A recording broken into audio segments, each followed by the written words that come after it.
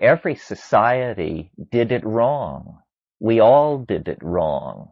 Uh, Capitalism, it's wonderful that you can get a safety pin at 4 a.m. within a half mile of anywhere in the United States. And I'm sure the Russians wish they had it so good. But is that the be-all and the end-all of cultural values? That you can walk the fluorescent lit aisles of Kmart and congratulate yourself that whether it be gas can, sanitary napkin, or whatever, it's there waiting for you.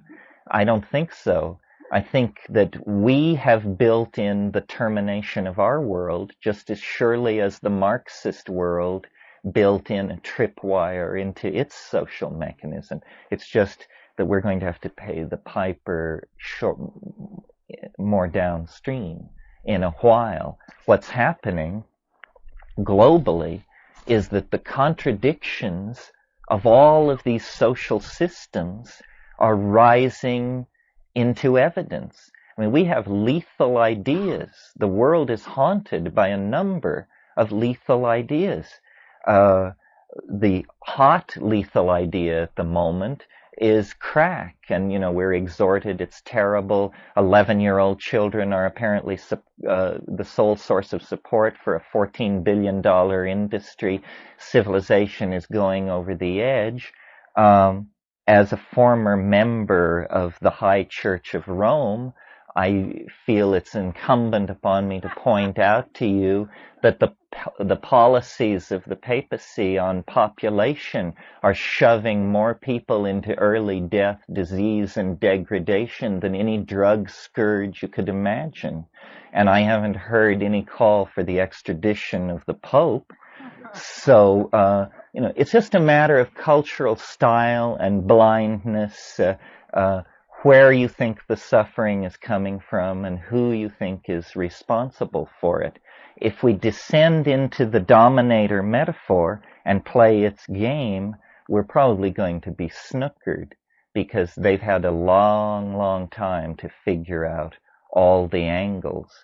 What I find myself more and more leaning to is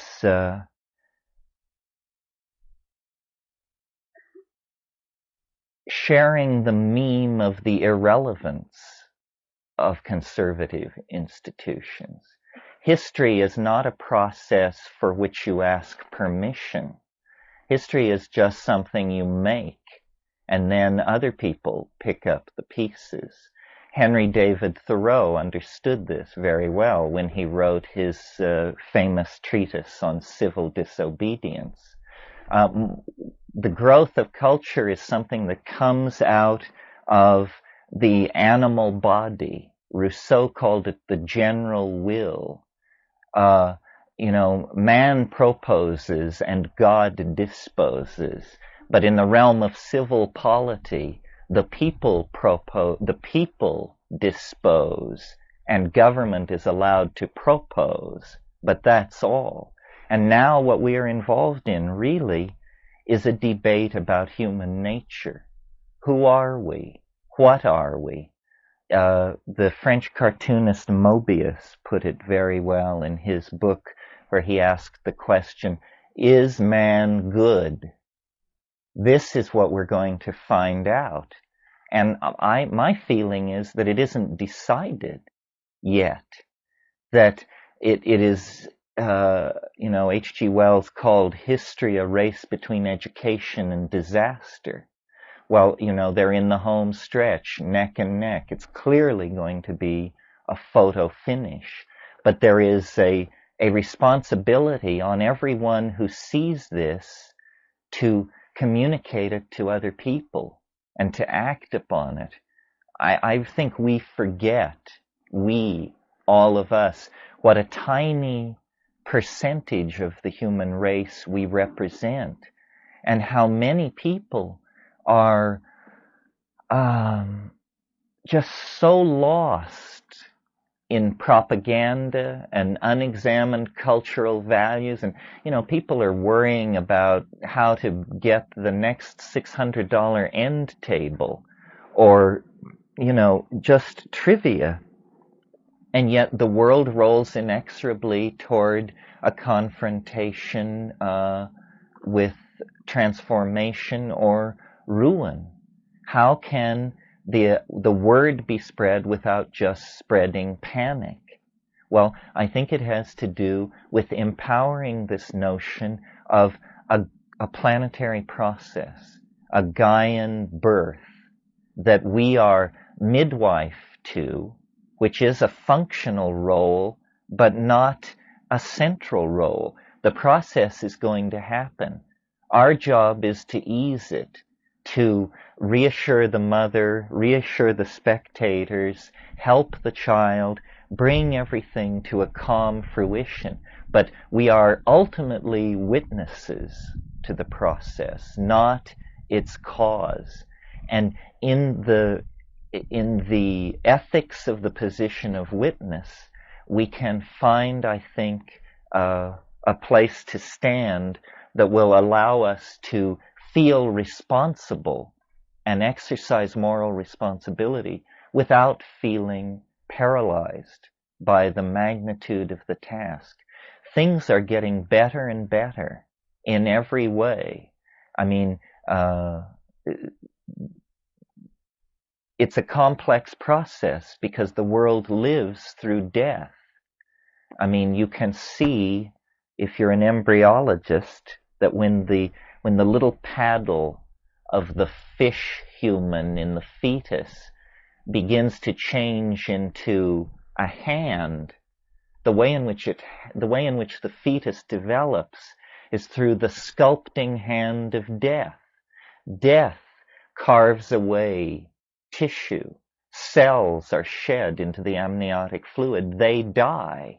And out of this process of inward dying, the undifferentiated fish-like fetus turns into a miniature anticipation of a human being.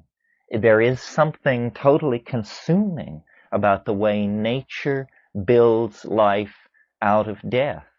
The Amazon is a wonderful example of this because the Amazon is the most living place you have ever seen. And at any given moment, all organic material is bound in living systems, 95% bound in living systems. You don't find forest floor detritus and rotting logs and stuff like that in the Amazon. If a leaf falls, within minutes or hours at most, it has been found by leafcutter ants or some other pathogen that begins to return it to the cycle of life.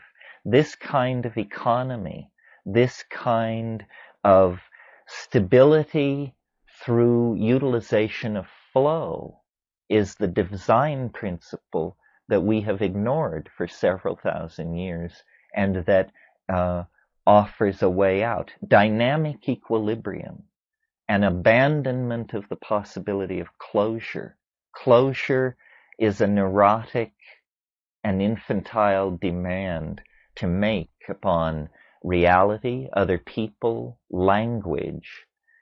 You just have to live in this state of dynamic disequilibrium, which, if sustained long enough and in sufficient taste, becomes a life well lived. The shaman knows this because they plunge into this realm where everything is transient flow and interlocking field, where the materiality of the ordinary reality is overcome by the quantum mechanical, wave mechanical, maternal face behind appearances. And again, it must be Moby Dick morning. Ahab says, if you would strike through the mask. It is behind the mask. Reality is a mask because reality enforces this idea of permanence, but not if carefully examined. Women know this because women see birth, bury the dead, raise the children. They exist in this domain of flow. But the male dominant ego, because it is transient and has great anxiety about that, refuses this primary intuition. And when I say that the original partnership society was stabilized through uh, boundary dissolution, that's what I mean. The dissolution of the assumption of permanence. Me, my existence, my women, my food, my children, my weapons, my land, my this, my that, all of that is seen as a fiction. That's why primitive people are so amused by us and our concerns and our clutching, because they know easy come, easy go.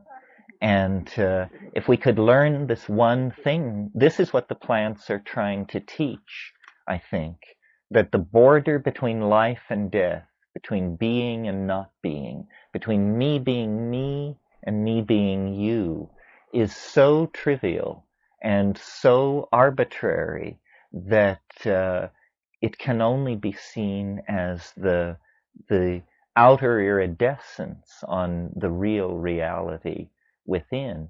This is the secret of a happy life, I think. I mean, I certainly don't claim to achieve it. I am fraught with the Agenvite of Inuit and the torments of the 42-year-old Irish male, California, heavily mortgaged soul. But I saw it. I saw it. I saw what it was. And what it is it's a coming to terms with impermanence. And that gives you authenticity that nothing can take away, and courage and presence in the moment and humor and survivability. Survivability. And if you hold instead to the inviolate pearl of that which cannot be destroyed, everything becomes your enemy. Time becomes your enemy. Space becomes your enemy. And you are doomed to that Ahab fate because, hey, it's bigger than any of us. You can't push the river. Well, that's just by way of summation, trying to say, what is at the pith essence of shamanism, aside from the colorful cultural forms, the dances, the feats of curing and legerdemain. Essentially, it all rides, I think, on this vision that all things are impermanent, nothing lasts, all the things are in the process of coming to be and passing away unto the last syllable of recorded time. Well, that was that.